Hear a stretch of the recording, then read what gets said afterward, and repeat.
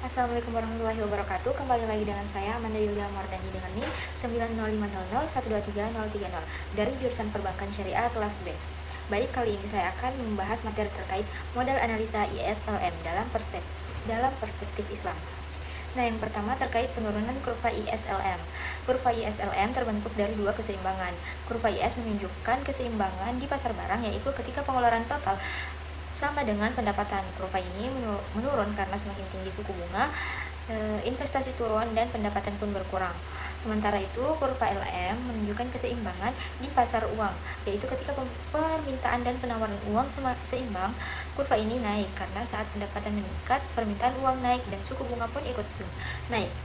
Nah, yang kedua terkait faktor yang mempengaruhi keseimbangan ISLM. Keseimbangan ISLM bisa berubah karena berbagai faktor. Jika pemerintah meningkatkan pengeluaran atau menurunkan pajak, maka kurva IS akan bergeser ke kanan karena permintaan barang meningkat. Jika bank sentral mencetak lebih banyak uang, kurva LM akan bergeser ke kanan karena suku bunga turun. Selain itu, perubahan harga dan ekspektasi masyarakat terhadap ekonomi juga bisa mempengaruhi posisi keduanya. Yang ketiga, terkait analisis keseimbangan kurva ISLM. Keseimbangan terjadi di titik perpotongan kurva ISLM. Titik ini menunjukkan berapa tingkat suku bunga dan pendapatan nasional yang seimbang dalam suatu perekonomian. Dari titik ini, kita bisa melihat kondisi ekonomi jangka pendek. Apakah ekonomi sedang tumbuh, lesu, atau butuh intervensi dari pemerintah atau bank sentral untuk kembali stabil. Nah, yang keempat, terkait hubungan kurva ISLM dan ADAS. Hasil dari keseimbangan ISLM digunakan untuk membentuk kurva permintaan agregat atau AD. AD menunjukkan hubungan antara tingkat harga dan jumlah barang yang diminta dalam perekonomian. Ketika kebijakan fiskal atau moneter menggeser IS atau LM, maka kurva AD juga akan bergeser.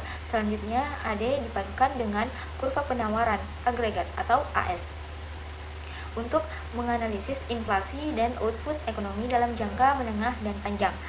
Nah, yang kelima terkait dampak keseimbangan kurva ISLM dalam kebijakan ekonomi Islam. Dalam kebijakan ekonomi Islam, penggunaan suku bunga tidak diperbolehkan karena termasuk riba. Oleh karena itu, dalam kurva ISLM versi Islam, suku bunga diganti dengan sistem bagi hasil atau tingkat keuntungan. Selain itu, kebijakan fiskal Islam seperti zakat, dan wakaf digunakan untuk mendorong pertumbuhan dan keadilan sosial. Tujuan akhirnya bukan hanya stabilitas ekonomi, tetapi juga kesejahteraan dan keadilan yang sesuai dengan nilai-nilai syariah.